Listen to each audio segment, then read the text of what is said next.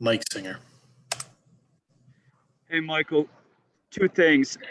Do you think Nikola is still searching for his, quote, MVP moment?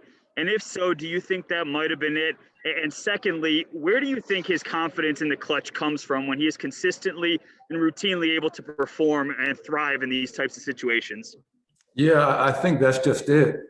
I think his confidence in clutch situations has been born from doing it. I mean, he's put this team on his back, the last 3-4 years, and that's why we've always been a really good closing team. And you took away one side of that with Jamal Murray, which I thought we had the best two-man closing group in the league. But Nikola's phenomenal, and I think that confidence comes from many years of being put in that situation, me trusting in him to make the right play, and he's grown with that, and the confidence is there. As far as an MVP moment, I don't know. Life's about a bunch of little moments, and I think Nikola's got around 56 moments this year where he's shown he's the MVP. Tonight, obviously, to be down 9 points with 2:59 to go, to close on an 11-2 run, come up with key stops, make some big baskets. Will Barton's 3, and then even to be down in the first and second overtime by 3 and 5 points, but to never give up. I thought tonight was a character win, and couldn't be more proud of our group. No Jamal Murray, no Monte Morris, down 9. A lot of teams just kind of let go of that rope, but that's not in our DNA, and that's why I love our team. Katie Wingy. Hey, Coach, you call it a character win. I want to build on that just a little bit. The fact that you can play through all the mistakes that you did, being down the players that you were, what does that say about this team? Resilient. I mean, I think if you're a true Nuggets fan, you know one thing about this group. We're not going to go away.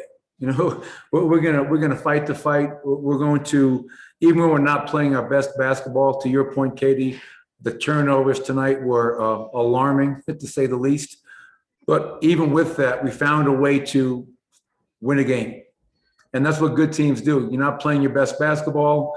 You're playing sloppy. You're turning the ball over. You're fueling the break, all the things that we were concerned about going into this game. But you make enough plays to pull it out. So that's who this team has been. And hopefully that's going to be who we are moving forward for many, many years. Ryan Blackburn. Coach, at the end of the first overtime, you mentioned the Will Barton shot. 2 questions. Did you think about calling timeout in that situation? And what does it say about Will Barton that he's willing to be the hero or the GOAT in that situation? Did not think about calling the timeout. I think one of the best times for you to go and score. We didn't even need the 3. Obviously, we had time, but is to attack before they can get set, before they can get their best defenders in, before they can show their team in their huddle, hey, these are the plays that they might run, and we're going to switch everything. A lot of times you don't get a great look in those end-of-game situations. So did not have any hesitation not calling it. And I love the fact that, Will got off to a huge start. I think he scored our first 13 points tonight. He had 28 for the game, I believe, 7 assists, 6 rebounds. And obviously we did not win this game without Will's productivity. And I just told Will in front of the whole team, I said, Will, what do you think my favorite play you made tonight was? And Will Barton, knowing who I am, it was the verticality block attempt at the rim on Ja Morant. That was a huge play, and that takes courage. Ja Morant has been on SportsCenter quite a bit, dunking on people. And I thought Will's courage to step in there and make a play at the rim was almost as big as a play like making that 3 to give us some life. So great night by Will Barton. Proud of him. Mark Medina. Hey, Michael, good to see you. Follow up on your point earlier about life being about a bunch of little moments. What are your favorite little moments about Nikola this season? Oh, man, it's there's so many of them. I mean, every night he brings a new memory, a new moment. And for us to be where we are, we wouldn't be here without his leadership, his positivity. And I really think Nikola Jokic thrives when everybody's betting against us. So right when Jamal Murray went down with his injury in Golden State, everybody has written off the Denver Nuggets. Then 2 games later, Monte Morris, our new starting point guard, goes down. He's going to be out for a little while. Nikola rises to the occasion. I think he loves that adversity. Some guys run from it. He cherishes that opportunity. And there's a lot of moments that you guys don't see. It's the moments on a plane, at practice, in a meeting, or just spending time with them and talking with them. He's a tremendous player, but he's even a better person. And that's why I love him, because he understands what this is all about. Joel Rush. Hey, Coach, congratulations on the win. Thank you. I've seen some pushback on social media about the concept that selflessness is like an MVP quality. I'm just wondering, how would you see selflessness as translating onto the basketball court in the case of Jokic? Yeah, it's funny, man. As we get kind of down to the last 15 games, the MVP debate is really heating up. People are really digging their feet in, if you will. I mean, we're talking about an MVP. I mean, it would be great for Nikola Jokic to win that. It'd be great for the Nuggets. It'd be great for Nikola and his family, and it'd be even better for our fans. But selflessness, that's a huge part of our culture, Joel.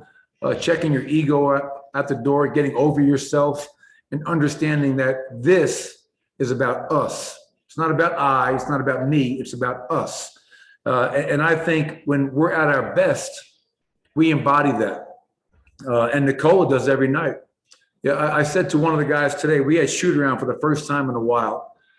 And I was smiling because I realized, I never take it for granted, when your best player is your hardest worker, who stretches hard, who goes to the warm-ups hard, you know how valuable that is? And he's doing that because that's who he is. And on the court, being selfless, he just wants to win. He's happy for Will Barton making that shot. He's happy for PJ Dozier making 2 huge free throws. He's happy for Michael Porter scoring 21 points.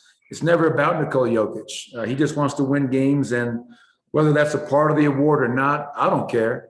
I just love the fact that our best player embodies that every single day.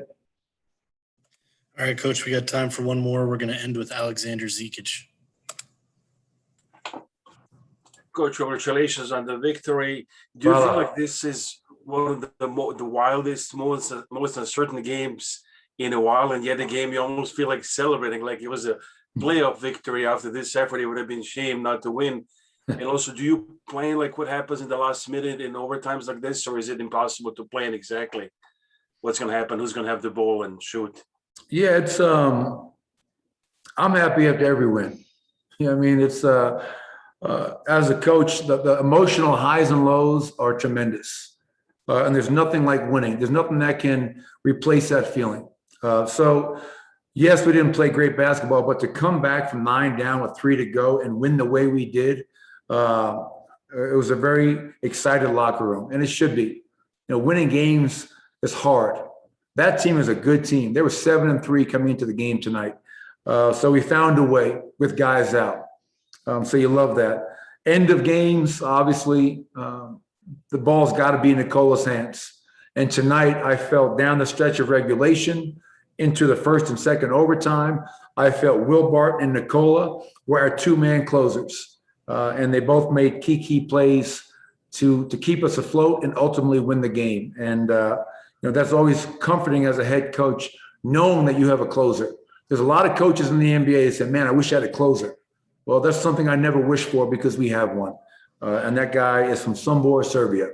And you know who he is, Alexander. Fala. Thank you, Coach.